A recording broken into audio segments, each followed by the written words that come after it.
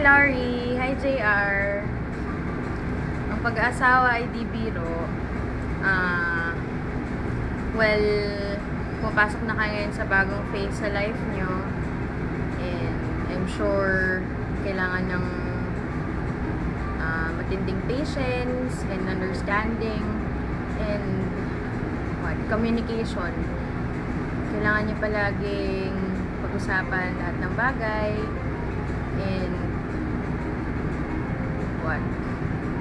yun, lahat ng issues or kahit man walang issues, just be open to each other, be honest all the time, trust each other, and well, since ayun, tatlo na tayo ngayon na may asawa na. So, welcome to the club. Hinaya ako sa dada. Pero ano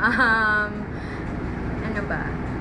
Sana maayos nyo na yung house nyo, gawin nyo ng home with kids, and good luck with the studies.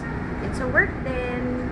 Sana magkita na tayo soon, and I'm pretty sure ang saya-saya ng araw nyo ngayon. Mabilis lang ito lilipas. Mabilis lang talaga.